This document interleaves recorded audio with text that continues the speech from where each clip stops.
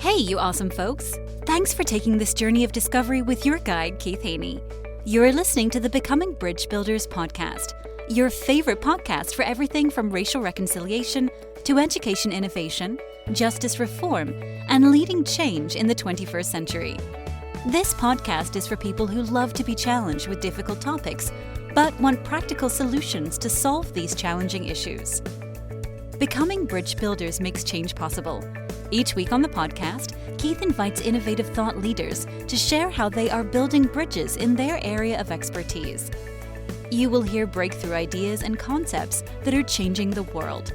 He's featuring guests who are best-selling authors, leaders at Microsoft, entrepreneurs, leading educators, professors, lawyers, and so many more. Listen in to learn how you can be the bridge to the change you are seeking. Or hope and build pathways toward deeper understanding. I am your host, Reverend Dr. Keith Haney. Today we're talking about something that touches countless lives, but too often stays hidden behind silence and stigma: recovery. Our guest today, Eric Kennedy, is a powerful voice in this space. Eric is over 15 years sober, serves on the staff at a church, and is the founder of Recovery Vow, a growing movement that includes his book, his podcast, and his new community called The Collective. His mission: to break the stigma around addiction by sharing real, relatable stories, not just about substance abuse, but about the full spectrum of recovery journeys. In his first year of podcasting, Eric reached over 3 million people organically, built a community of over 20,000 followers, and funded his book entirely through pre-sales.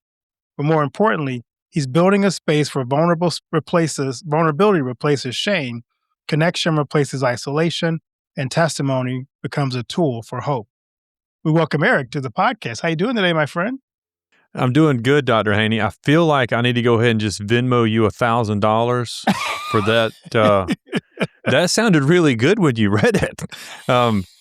It just makes me, it gives me some gratitude when I hear it kind of read out loud like that. So thank you for saying that. But yeah, I need to send you something for that. No, I thank you for what you're doing. Well, the blessings we get from our work that we do, I think, is reward enough. But Yeah. I'm so glad to have you on, because what you're doing in this space and this time is so critical and so valuable. Well, I really appreciate that. Yeah, oftentimes people, they hear addiction recovery and they do kind of go hand in hand, but the addiction is the dark stuff. You know, it's the stuff that nobody's wanting to talk about, or there's ways that people work through addiction. Recovery is the beautiful part, and that's where people they get the help that they need. But then there's just, I feel like there's ongoing touch points that we will always need, that just reminds us of how awesome life is, even in the hard times. But I think that's what recovery does for people, is it just gives them a life that they never expected back, or kind of restores it. And it fits so beautifully into the work the church does, because honestly, we're all about recovery. It's the old man and the new man, the broken versus the healed, the journey to forgiveness that Christ offers. So it fits so beautifully with our own personal faith stories. That's right. And when we say, the word recovery, people think, oh, he's talking about drugs and alcohol, and you're right. But I think if you think about it and you look in the room, I say this often, if you really think about it, everybody's in some kind of recovery from something. Could be loss of a family member, could be a job change, could be process addiction, could be drugs and alcohol addiction. But I think if everybody really thought hard about it, if you took all your problems and laid them on the table, you're wanting recovery from some of those problems, and you quickly, pull them back when you see other people's problems too on the same table. But I think we're all in some kind of recovery. Exactly. So I'm going to ask you my favorite question, Eric. What's the best piece of advice you've ever received? If we were all judged on our worst day, we would never have the opportunity to show our best. Love that. Yeah. That was a little nugget.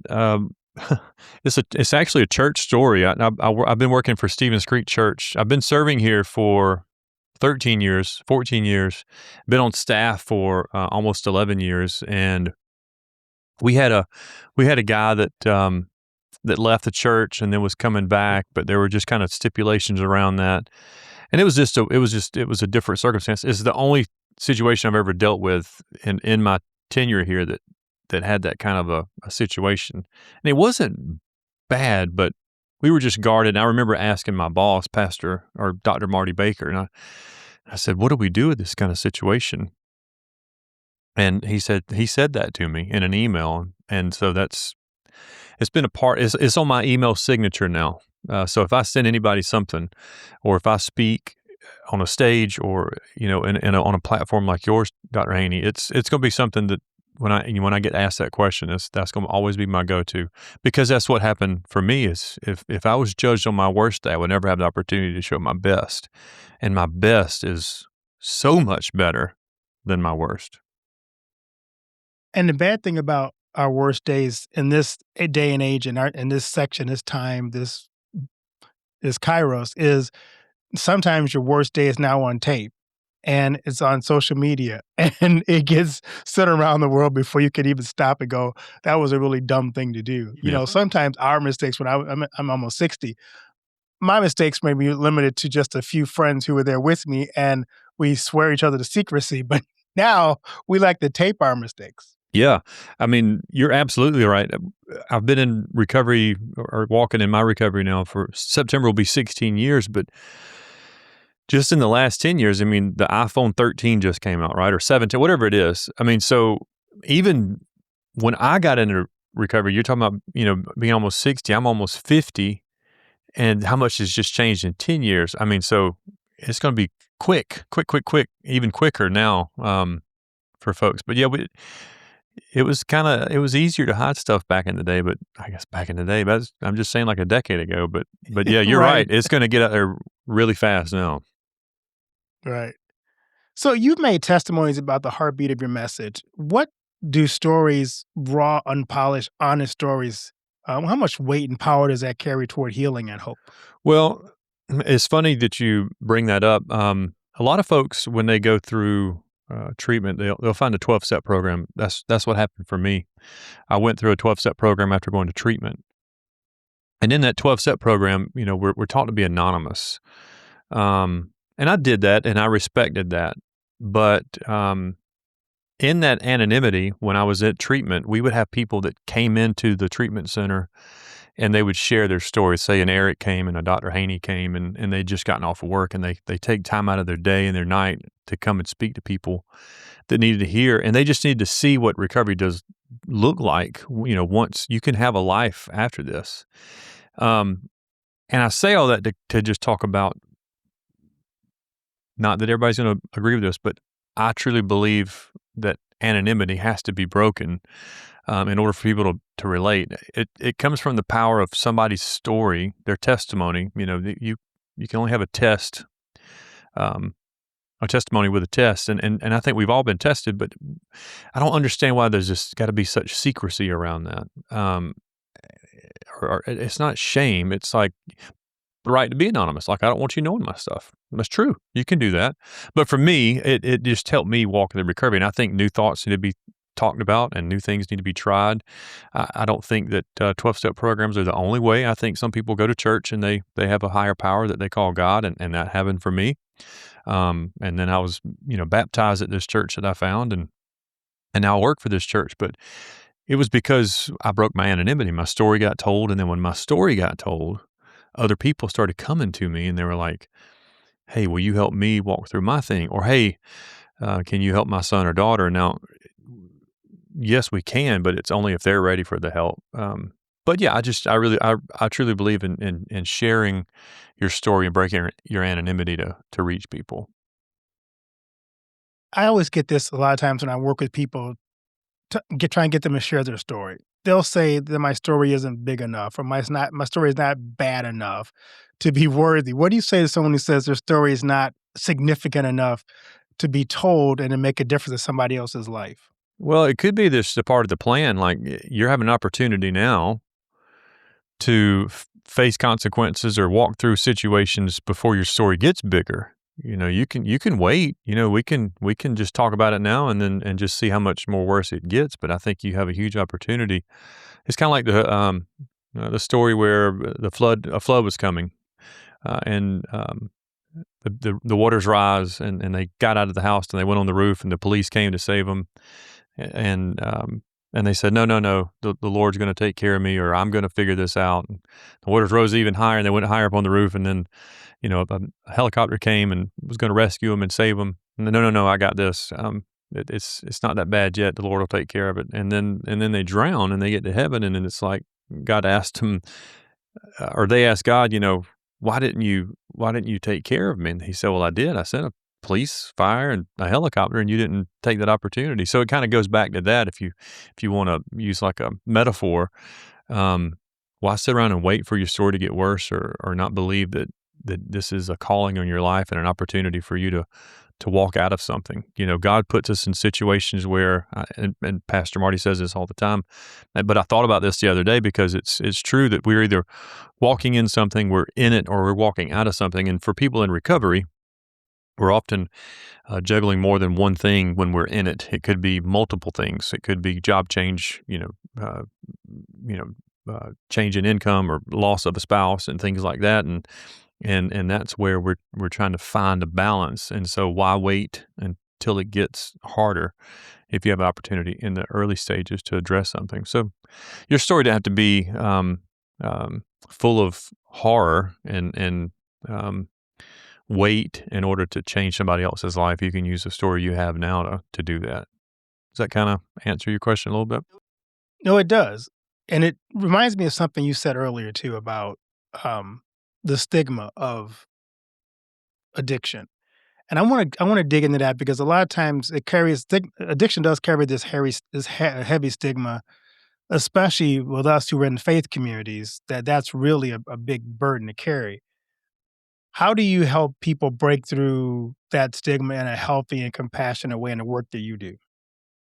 So the work that I do started out, so my first marriage failed. And so the work that I do started out by helping the supportive spouse of someone that's walking in recovery. They often get forgotten about.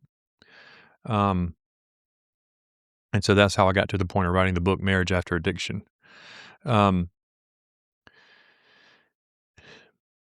The stigma that goes with that is the addiction part is, that people just view you as, maybe the person that lives under the bridge or sleeps under a bridge, or the person that doesn't bathe and things like that, or doesn't pay their bills, isn't present, father, son, whoever. And I say all that because that was me. I mean, I don't know how people judge success. I don't judge it by income or clothes or anything like that. I judge it by impact and what you're doing to be better than what you were. And so you don't have to carry that stigma. It doesn't have to define you. And our job as people in recovery, that's why I want to break anonymity, because if we break anonymity, then we get the opportunity to change the stigma. And we show people there are many ways to get out of addiction. There's many ways to walk in recovery. Now, the other ways, that I don't want to say the old ways, but those are great. Those are great places to go, but not everybody's going to have those thoughts. I don't believe that my higher power has to be a thing or a person, so I'm always push somebody's higher power to be God as they understand him. But that's intimidating to people when they first get into recovery. But going back to your question about stigma is,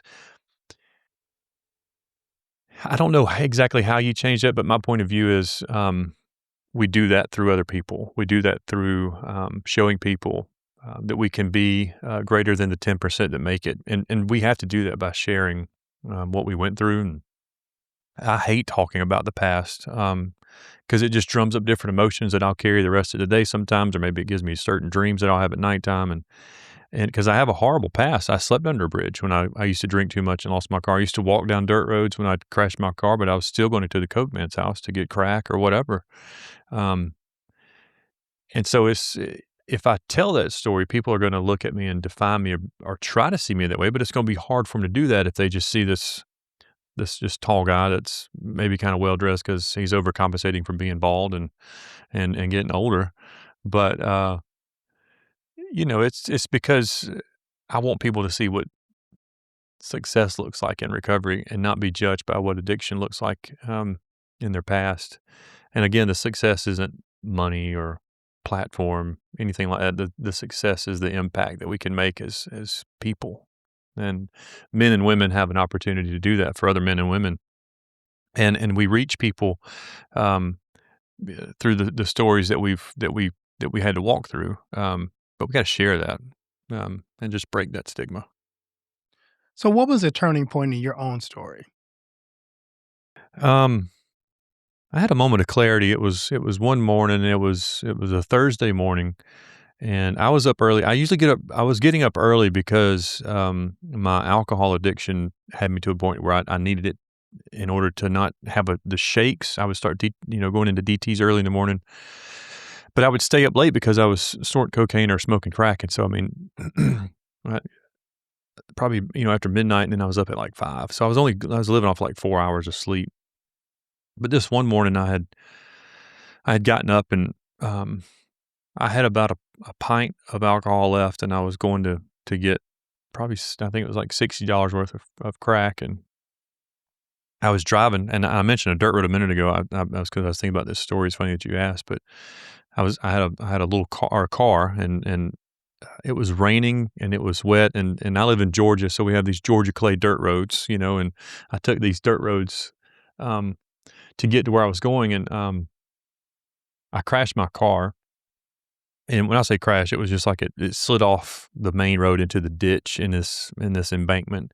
And I remember getting out, and I hadn't bathed. I remember I smelt like I hadn't bathed in 3 days. I was wearing flip flops. It was raining, and this mud started sticking to my flip flops because I walked away from the car, trying to go to maybe get somebody to help me pull the car out so I could go finish what I started.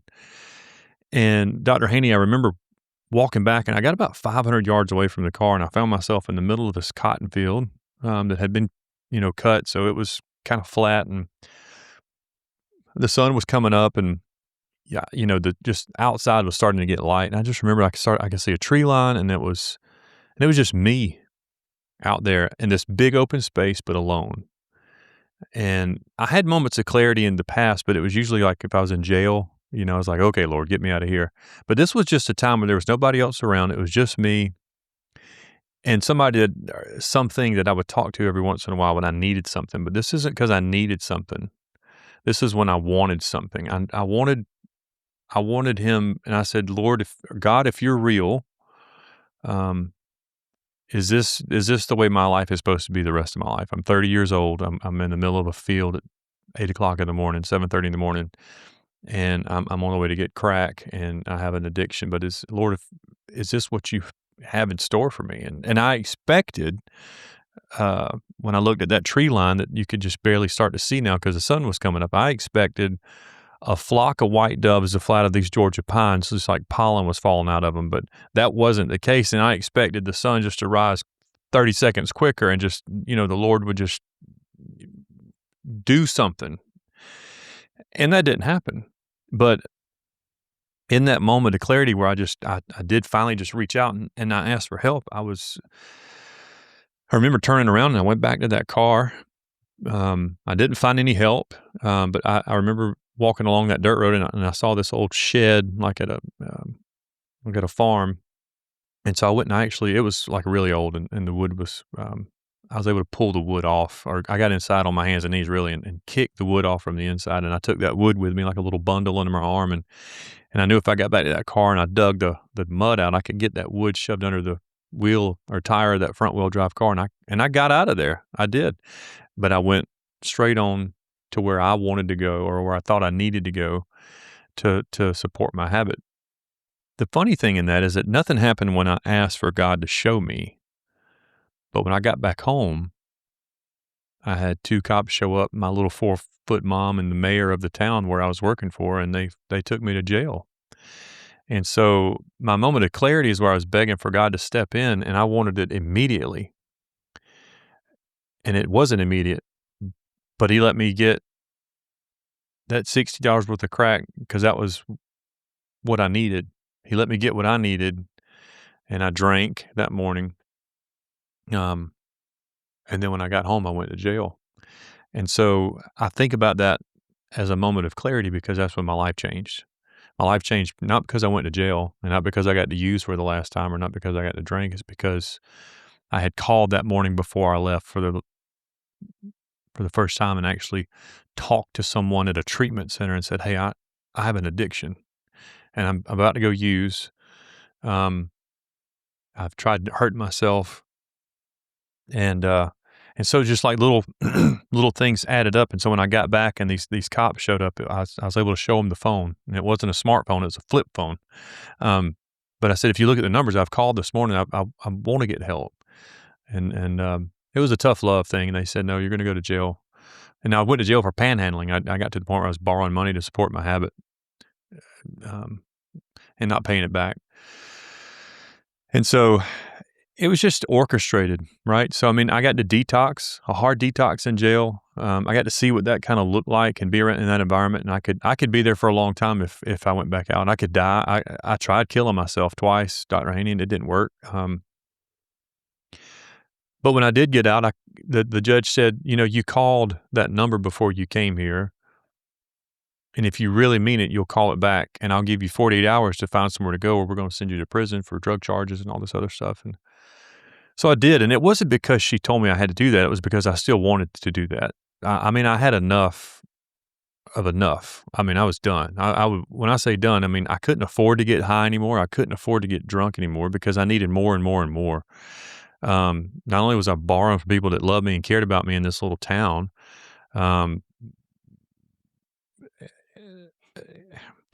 and I couldn't kill myself. I hate bringing that back up, but I mean, I tried to hurt myself, and I woke up in hospitals, and the last time I tried to hurt myself was, I took a bunch of sleeping pills in that same trailer where I was talking about, and I went back on that morning, and I woke up the next morning like nothing.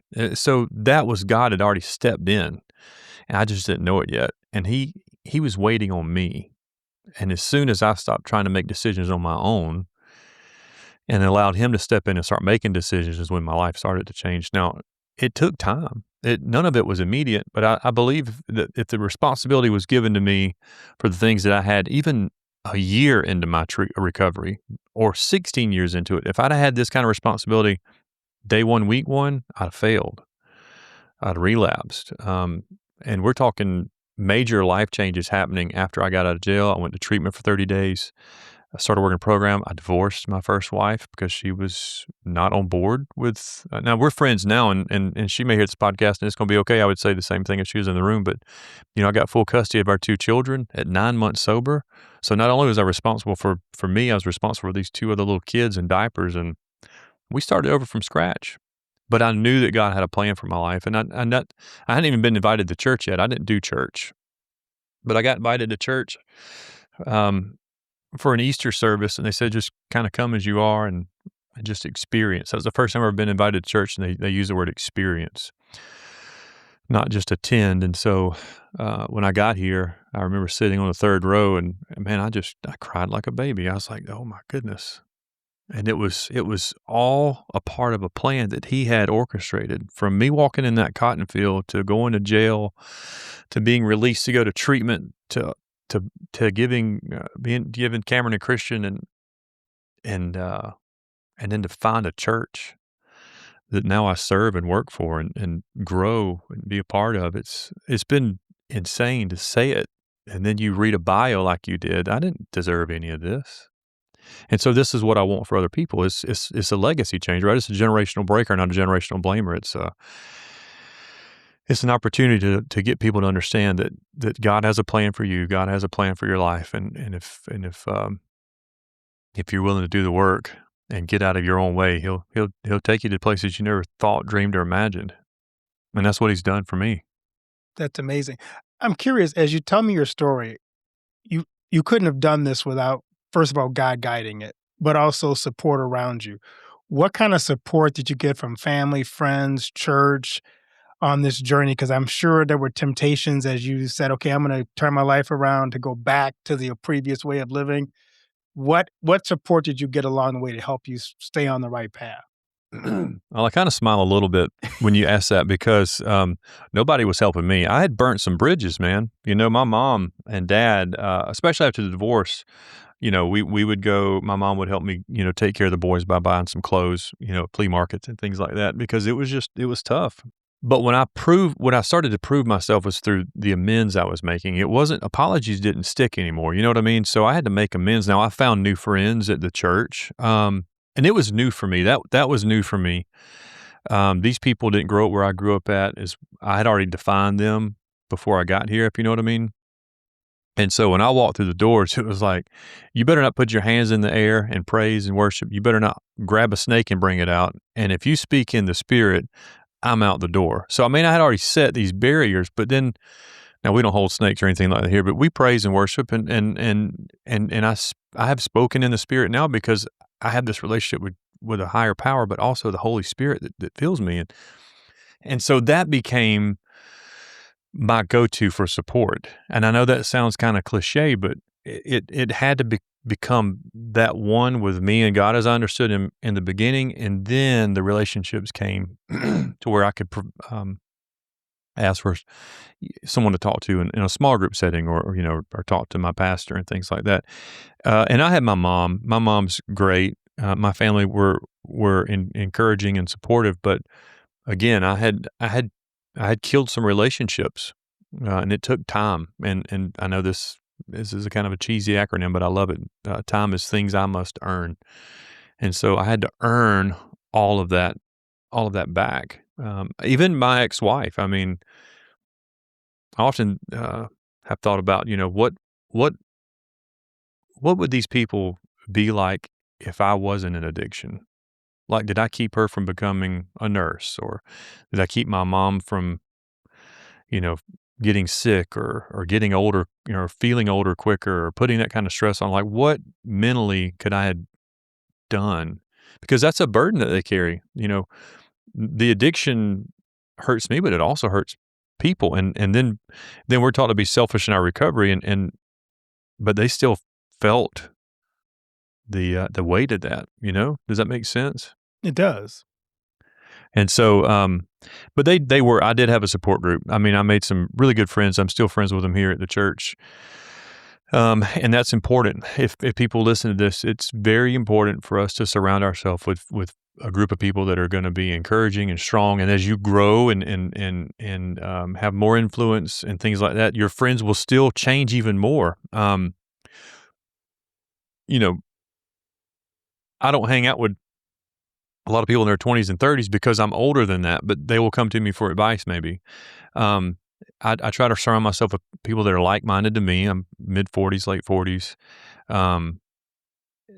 that I want to see succeed, or that I can help them succeed in whatever they're doing. I can be encouraging.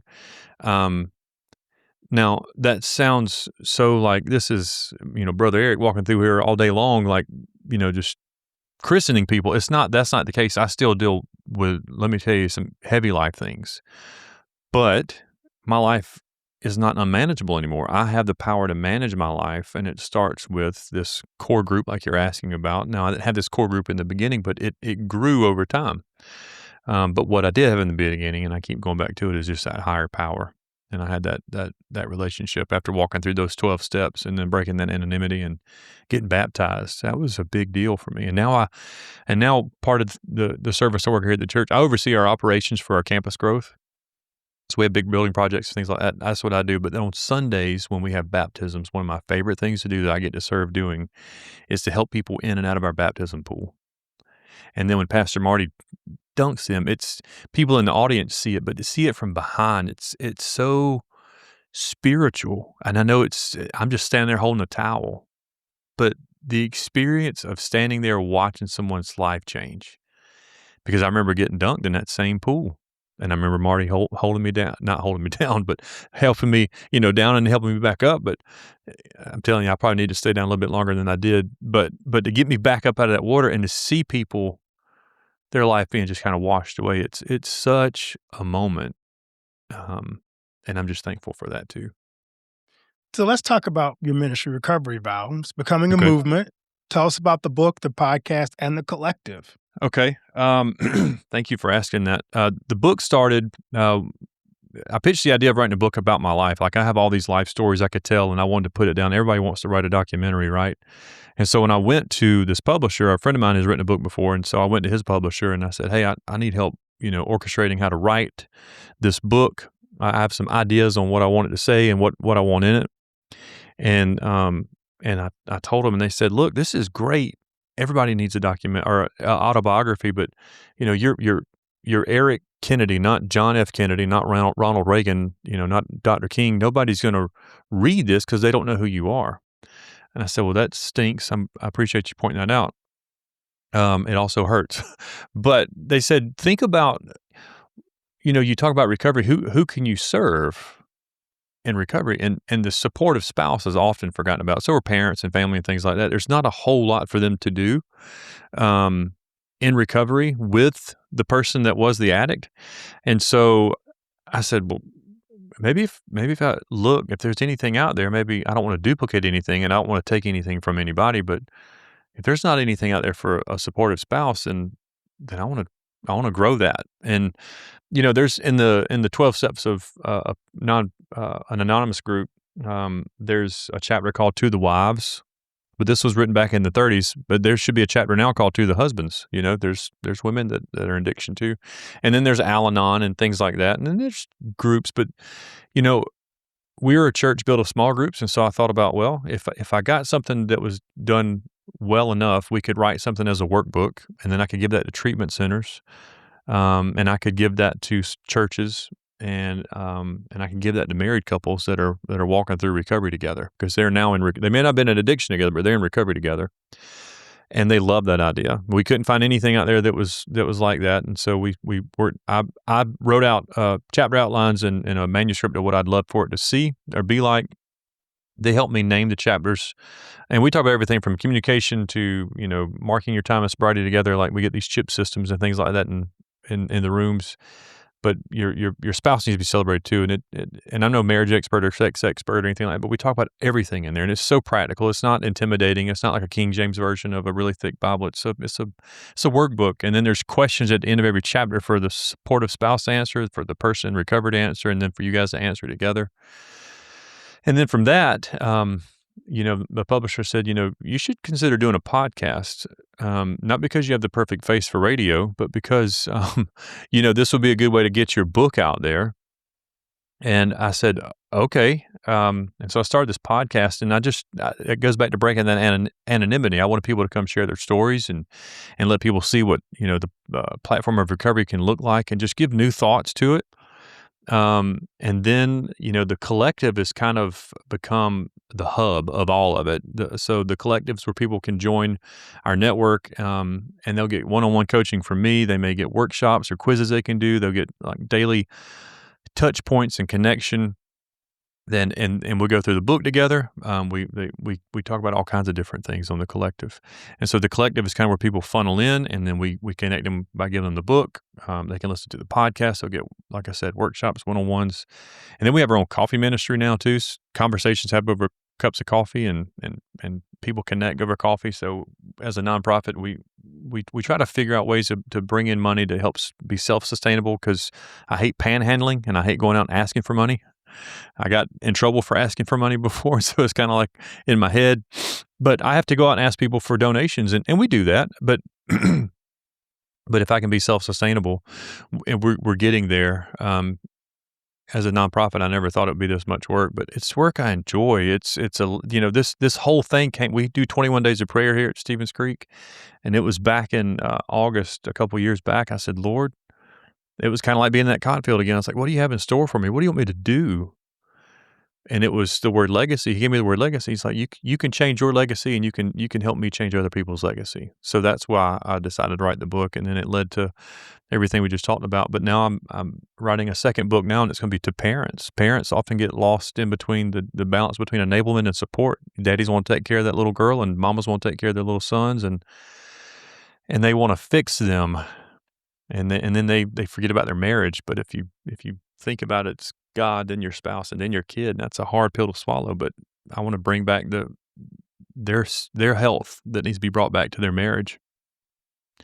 And so we're going to continue to do that. And then I'm working on a devotional too, just a daily devotional for individuals, couples, and moms and dads and families to kind of just have. And that's just my recovery vow. I know it sounds kind of, just kind of goes back to the brand, but I made a vow to myself first to walk in recovery. And then that was the original name of the book, was a Recovery Vow. And then the publisher said that's not good enough. So we named it Marriage After Addiction, Take Back Your Life Together. I haven't named the one for parents yet. I'm working on it, but I'm just excited for what God's doing, and I'm nothing. I could care less about. There's no money involved. I'm a nonprofit. I have a team that I want to make sure they get paid, and then we invest everything back into our education to make sure we're creating things that give people legacies and help people walk in new ways and new thoughts of recovery. And I don't know what God's got in store. I had a plan, but He's shown me some bigger doors, and I'm like, goodness gracious! I just wanted to walk through like a little small door, God, but He's got me instead of these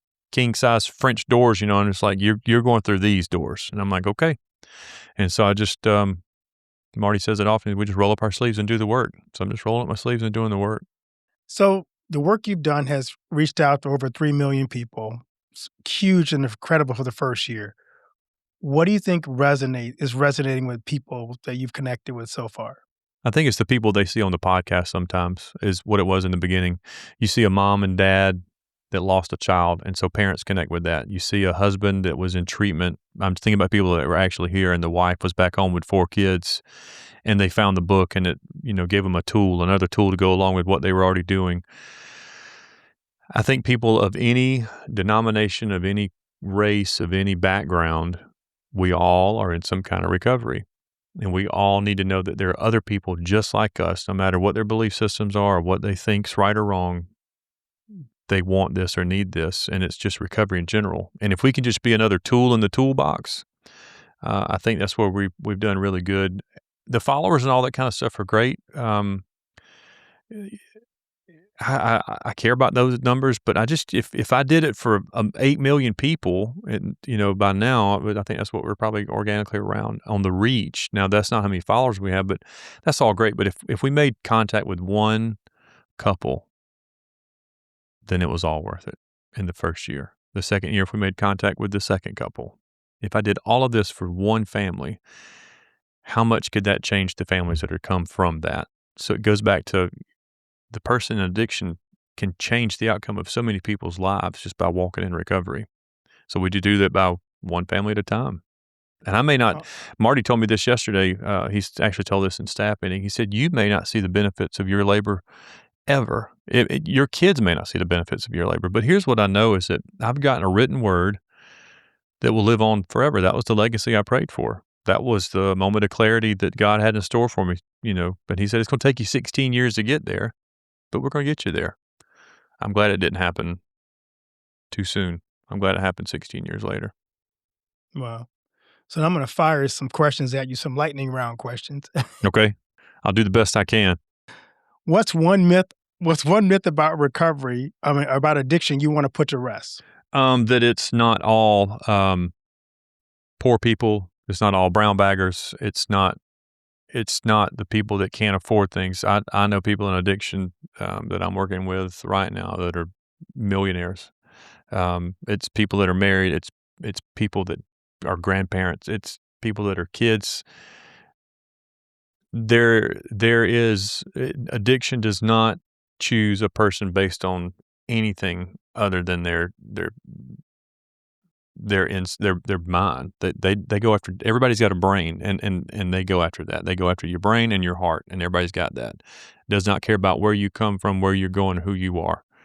And I can't stand that. Here's another one. What's a phrase or a verse that carried you through your hardest days? Mark 2. I've had the privilege to go to Israel a couple of times, and I'm not a preacher. I've got a license that says I can open my own church and all that kind of stuff. I'm with the Church of God, so I've got a bishop's license, but that's not my gifting. But I do want to learn more about the Bible as I grow and get older. I'm 47 years old, but I've only been at this church for 13 years, so I'm a 13-year-old Christian. So I'm still learning. But I've been to Israel twice, and when I went, I got to go to Capernaum, where Jesus' hometown, Peter's hometown.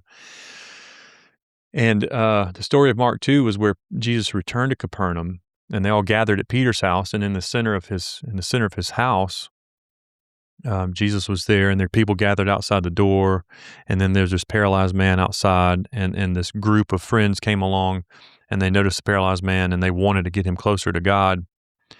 And so they carried him to the top of Peter's roof, and they ripped the roof off and lowered him down to the foot of Christ. And the beauty in that story is that everybody plays a part in that story. Sometimes we're the people that are already there present with God and we're just waiting outside or just listening in, we're just attending. And then there's people that want to do the work. There's a family that want to carry their person and get them closer to God. And then sometimes we're the person that just said he was paralyzed. Didn't it say what paralyzed him? It could be anxiety, it could be addiction, it could be whatever brokenness you want to replace it with. So I would say that Recovery Vow is a Mark II ministry because recovery can take place and be any one of those kind of groups. You can be the group that are carrying a friend. You can be the friend that needs to be carried because you've got that, something that's paralyzed you. You could just be the people that have already gotten there and you're watching this happen for other folks. The common denominator is that they all just wanted to be closer to Christ. And that's what I want for people. Now, I'm not here to preach that. I'm here to offer that when they are ready for it. The book talks about my faith and my spirituality, but it was mine.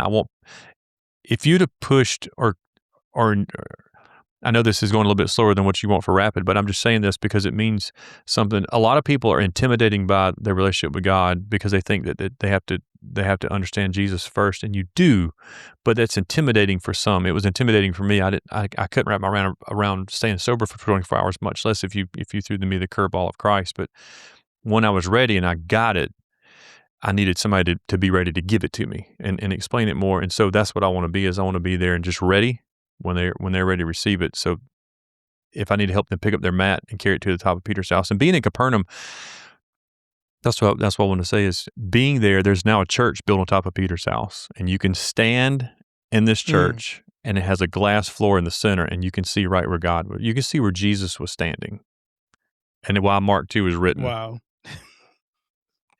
it is. It's amazing. So what's a small habit that changed your recovery journey? My wife would really get upset, but house projects. I know that sounds crazy, but I had to do something with.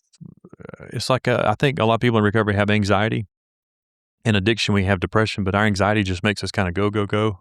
I'm sure I'm ADD or something, but I just had to start doing projects. And if it was painting, like I used to paint back in the day in Georgia. These women jump up and down like a shortstop over painted furniture. You take an old piece of furniture and put some spray paint on it. I was selling that stuff like hotcakes. But it gave me something to do. Like you could see change immediately. Painting something, it was like instant gratification. I could see this thing be changed in a couple hours. And it was pretty cool. And now I get to do that. Like I said, I do that for the church. I get to see the changes that we're happening, and I'm building legacies and stuff like that, and creating, things I can put my name on. That when I'm not here one day, people will look back and say, "I remember when Eric worked on this, or did this, or helped build this for the church." So yeah, it's all about creating ways for others to see change. I love that. So what's one gift sobriety gave you that you didn't expect? I've always been a daddy in my addiction and in my recovery. I'm a horrible mom. When I got divorced from my first wife, it was me and the boys, and we used to live off Pop-Tarts, Mexican food, and I do laundry on Sundays, and the rest of it, you figure it out, But it taught me over time just how to be a good, solid dad, and I walk with a lot of pride in that. Now, these boys perfect. If they listen to this podcast, and I hope they do, you are not perfect, but I tried my best. But I love you, and I think God's got a lot in store for them. And the only reason I can say that is because one's 17 and one's 18, and they think they're 45. That's funny. You've kind of alluded to this throughout the prior podcast, but I want to ask you, as we kind of wrap this up, my favorite question. Mm-hmm. What do you want your legacy to be? I want my legacy to be something that people will pick this book up one day, and let's just talk about the book. My legacy, I hope, is something that I've been a generational breaker for my kids, not a generational blamer. And I would say that this book is picked up by someone 20, 30, 40 years from now, 100 years from now. Marriage After Addiction is still laying around somewhere, and somebody picks it up. And they can look back and say, I wonder who this Eric Kennedy guy was. And it not matter. But the book that was written, maybe it's this book, Marriage After Addiction, or the next book for parents, and it changed their life. What a legacy that is. I'll tell you a quick story. Keith Miller wrote a book called A Hunger for Healing. When I first came to this church, I asked Marty, I wanted to lead a small group, but I didn't want it to be a Bible study all the way, and I didn't want it to be like an AA meeting, but I wanted it to be like a hybrid of both. And so Keith Miller written this book called A Hunger for Healing, and it was how the 12 steps were pulled from the Bible. And it was beautiful. And so I tried to look that guy up, and he probably wrote this book in the late 70s. And he was older in age, and he'd passed away, but I had found his daughter. His daughter's name is Kristen.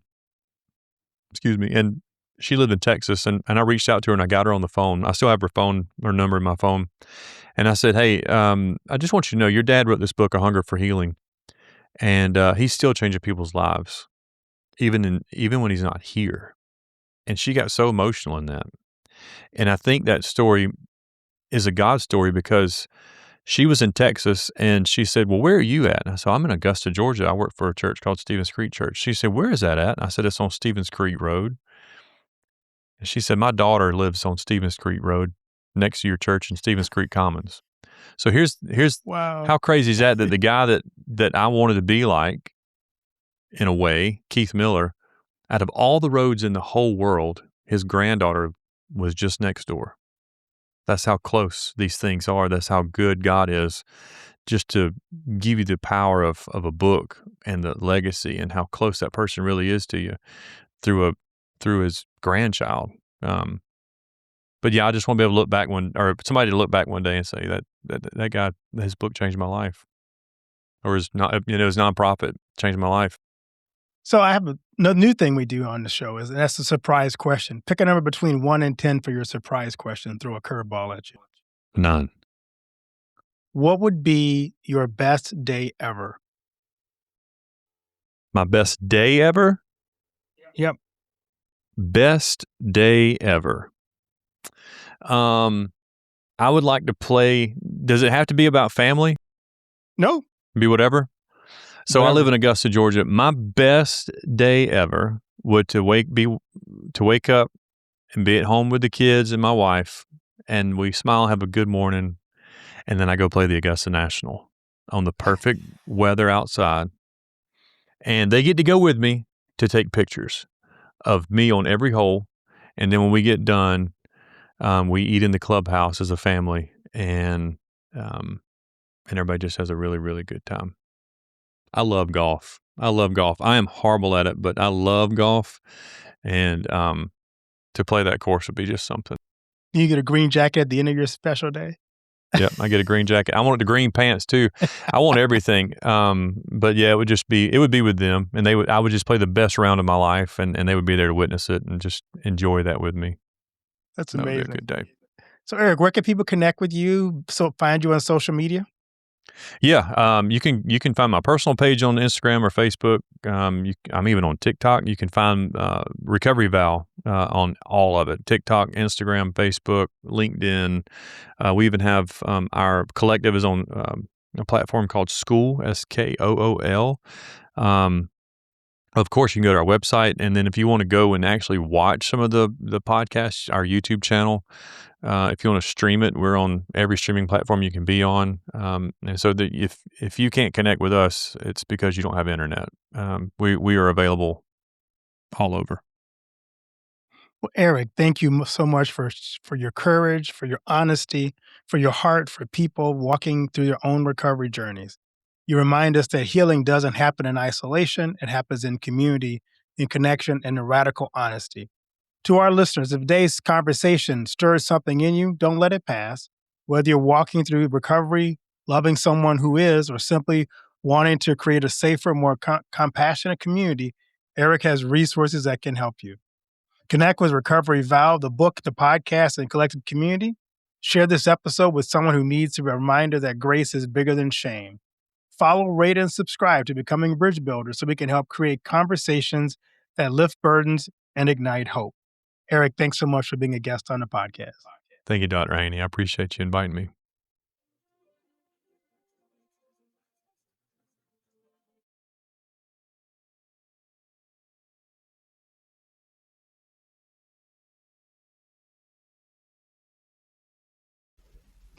Do you know that most entrepreneurs hit a revenue ceiling and have no idea why? They're working harder, spending more money, running more ads, but revenue stays flat. My friend Dr. Noah St. John calls this the invisible break. He's giving our listeners a free revenue ceiling audit to help you see what's really holding you back. You'll get a free 30-day membership to NoahBot, giving you access to Dr. Noah's 30 years of experience to help you reach your next level. But hurry, because there's only 50 available this month.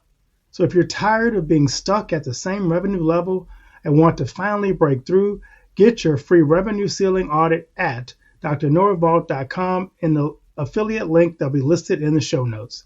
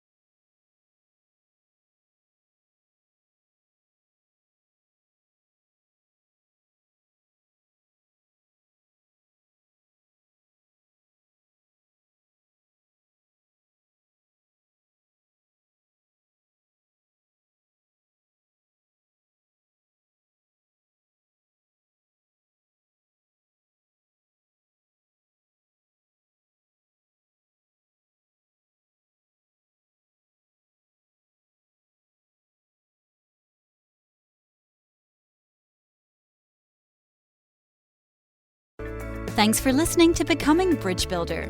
If you enjoyed this episode and want to help support the podcast, please subscribe and share it with others.